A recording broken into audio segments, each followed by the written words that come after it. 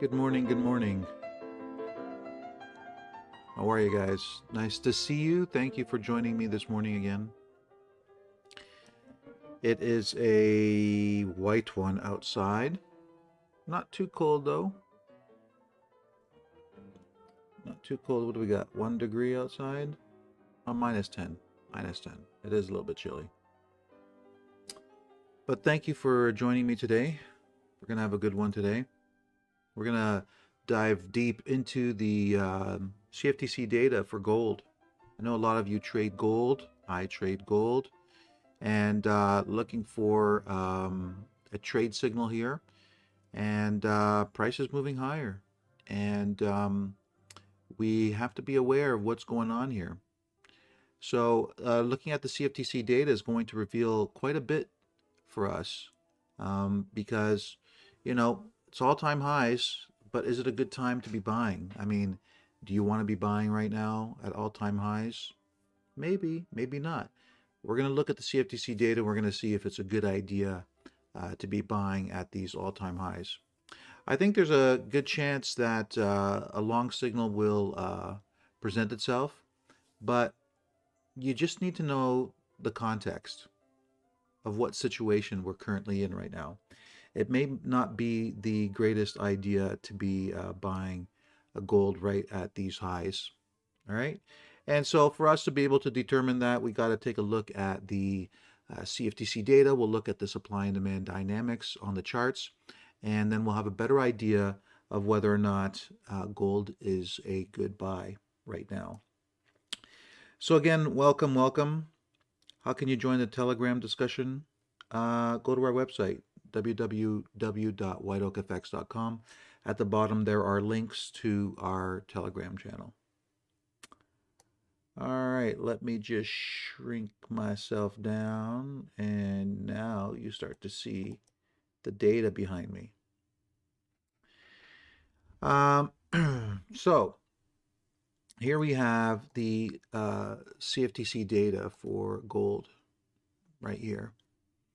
And I'll just bring up some things that you should be focusing your attention on. This is why we trade using the CFTC data, because of the amount of information that it can provide to you.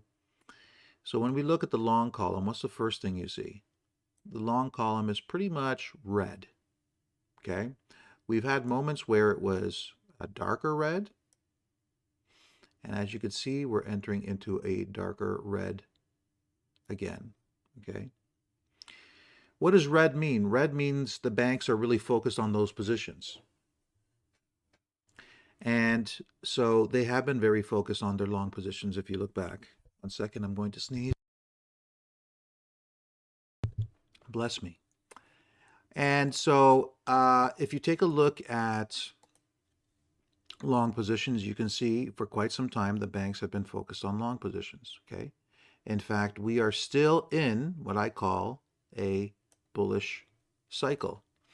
What does the bullish cycle entail? Well, it means that the banks are focusing on acquiring a long position. Okay. Well, they're focusing on long positions. Let's just put it that way. Whether they're acquiring them or distributing them, they go through those different phases. But overall, we're in a bullish cycle where they are mainly focused on long positions. Now, if we take a look here at the short column, what do we see? Mainly blue, the color blue. As you can see, very blue since the end of November, meaning if it's blue, that means the banks are not focusing on those positions at all, right? They're not even really, they're not trying to build any type of a short position at all. In fact, they're totally the opposite of building a short position. They're reducing their shorts to such an extent because of the pressure to the upside that they're building in the price of gold. So the banks, if they know they're going to push price up aggressively, they don't want to hold a strong short position. So that is reflected on our spreadsheet as the coloration of the cells turning blue. When we see them turning blue, we know that the banks are reducing their short positions to a great extent to allow for further upside. So looking at the CFTC data, we're seeing a few things. That they're focusing on long positions, that they've reduced their short positions so much because of the pressure to the upside that they're about to build, and they're not really focusing on accumulating any type of a short position whatsoever. Longs are the focus here. Okay, so we know that, and we can see pressure building to the upside. What's the next thing we need to know? Well, let's take a look here at these last couple months, these last couple weeks data here. Okay, right here. As you can see, longs went from 312,000 to 337,000. And just this last set of data, we can see 339,000. As you can see, this is well above the 13-period average, okay, which is sitting at 311. So we're definitely accumulating. But here's the thing I want to point out. When we examine what their max positions have been, all-time max size for long positions, they were 408,000. 408,000. We're at 339. So another 70,000.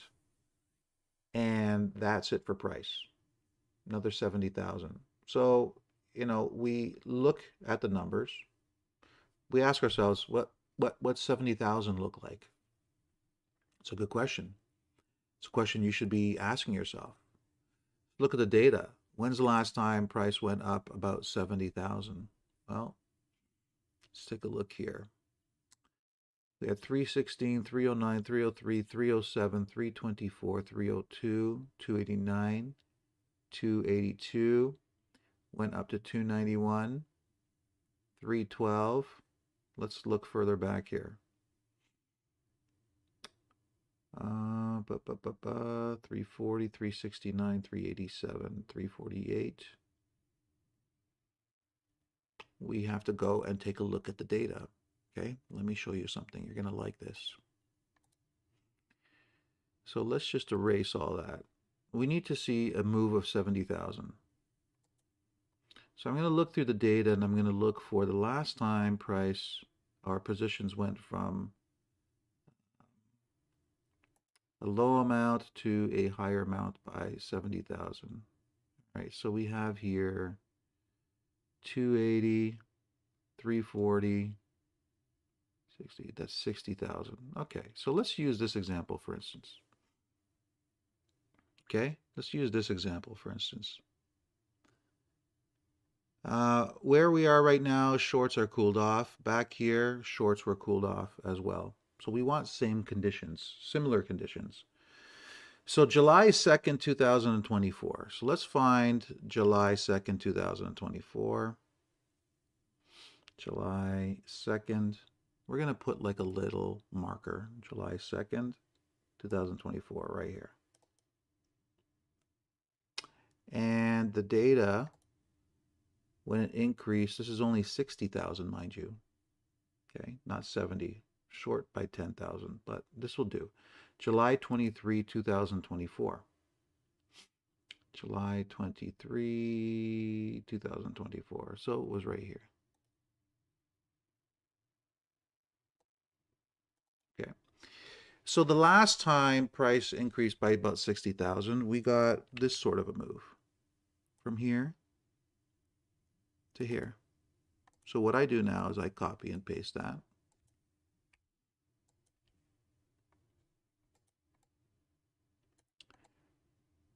And I attach it to where price is.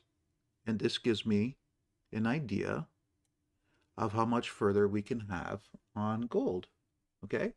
Because we know that their all-time maximum size is 408,000. And we're approaching that pretty quickly. We're at 337,000. So 70,000 more away from reaching max size. So the potential for gold is a move like this, okay? I've done this many, many times over the years, and it is extremely accurate. You wouldn't even believe it. because when you look at the same market conditions and you look at the same circumstances, which we have, shorts being cooled off in the past situation and shorts being cooled off now, and they're aggressively acquiring long positions. We know what their maximum size is. We know what position they will likely start taking profits at. Now, remember, they could fall short of hitting their maximum size and then turn price down. Okay? This is the potential.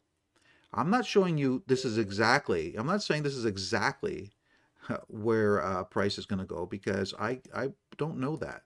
Nobody really knows exactly where it's going to go.